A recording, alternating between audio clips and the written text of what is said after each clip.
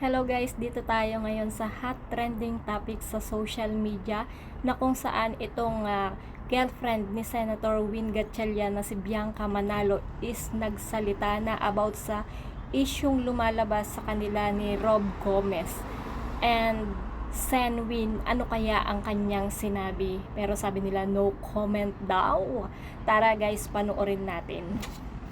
Sa wakas guys is nagsalita na nga itong si Bianca Manalo about sa kumakalat na text messages nila nitong si Rob Gomez na kung saan kasama dito si Herlin Budol and si Pearl Gonzalez.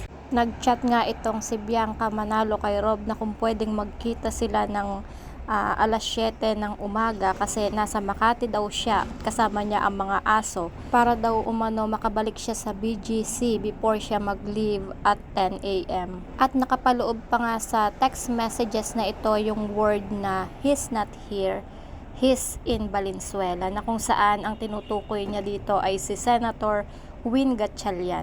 Matinding batikos nga ang sinapit nitong si Bianca Manalo dahil dito sa kumalat na text messages na ito, maging ang kanyang boyfriend na si Senator Win is hindi rin nakaligtas sa pambabatikos ng mga netizen na pati ang kanyang social account or social media account is pinuntahan or dinumog din ng mga netizen. Dahil nga dito, eto na at naglabas na ng sa loobin itong si Bianca Manalo at nagpost na siya sa kanyang social media account na di umano ay friends lang niya at co-workers itong si Rob Gomez at magbibigay lang sa kanya ng Christmas gift at iaabot ito bago siya magpunta ng airport. Isinaad pa niya dito na ang naturang post na conversation nila ay sobrang na-upset siya kasi sa pag-expose nito without her consent, which is a breach of privacy at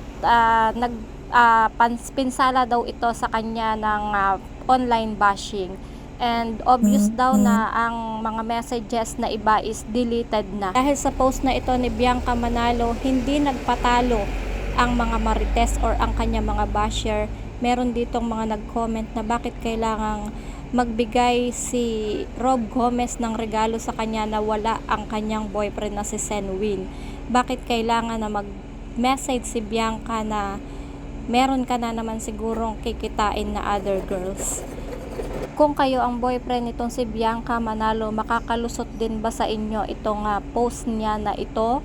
Gaya ng sinasabi ni Sen Win Gatchalian na no comment siya sa isyung ito. Or just comment down below guys kung ano yung mga opinion nyo sa pinost ni Bianca Manalo na ito. Approve ba or disapprove itong kanyang pinost sa social media account niya na ito?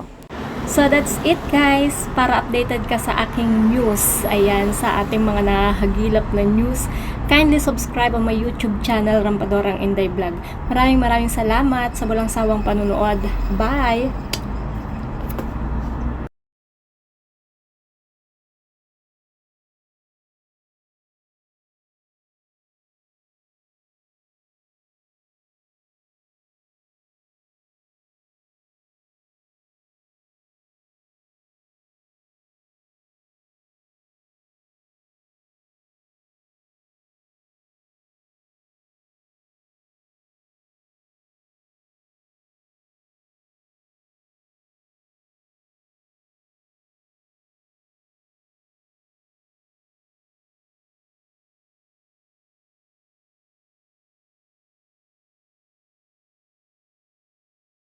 So that's it guys, para updated ka sa aking news, ayan, sa ating mga nahagilap na news, kindly subscribe ang my YouTube channel, Rampadorang Inday Vlog.